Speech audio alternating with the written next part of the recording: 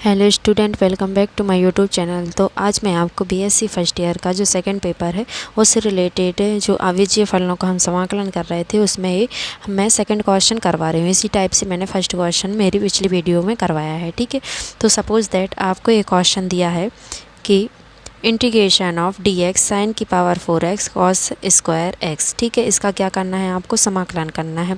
तो समाकलन करने के लिए मैंने क्या बताया था, यहाँ देखिए ऑड पावर तो है नहीं, या तो दोनों इवन रहती हैं या दोनों ऑड रहती हैं। ठीक है, यदि ऑड हो जिसकी भी पावर तो उसको हम ब्रेक कर देते हैं, बट यहाँ तो दोनों ही ऑड में इवन है तो हम दोनों को क्या करेंगे, ऐड करेंगे। तो ये क्या हो गया, 6, यानी एक सम पूर्णांक हो गया।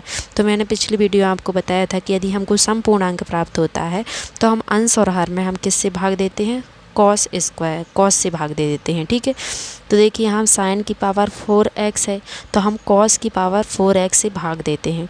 तो यहाँ भाग देंगे तो क्या बन जाएगा, ये 10 की पावर 4x बन जाएगा।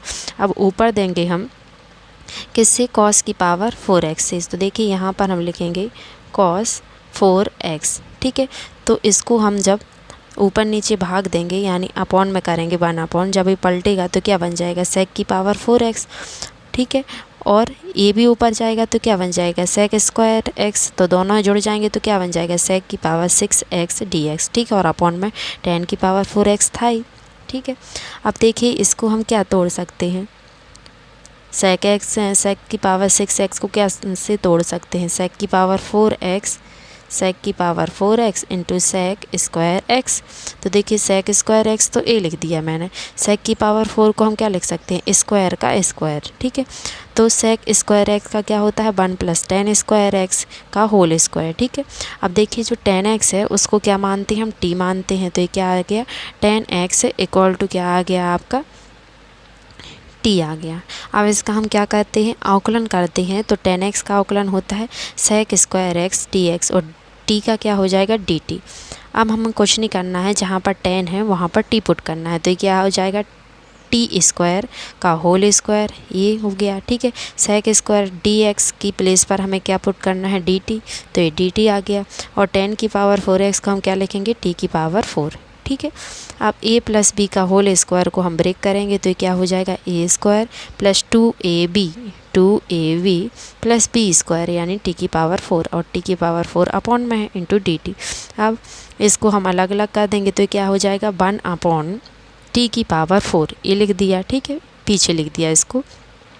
फिर ये 2 की पावर 2, t की पावर 2 है और t की पावर 4 है। तो फाइनली यहाँ पर क्या बचेगा, 2 अपॉन टी स्क्वायर। तो ये बचा। ठीक है, अब यहाँ t की पावर 4, t की पावर 4 दोनों क्या हो जाएंगे, कैंसिल आउट हो जाएंगे, यानी 1 बचेगा। t की पावर 4 को इवन पद में क्या कर दिया, भाग दे दिया, यानी एवरी जो पद है आपका उसमें क्या कर दिया, भाग दे दिया। ओके, अब क्या करना है आपको, इसका समाकलन करना है। तो 1 का समाकलन क्या हो जाएगा, t हो जाएगा। ठीक है, टी स्क्वायर का समाकलन, ये तो अचर पद है 2 तो आगे आ जाएगा।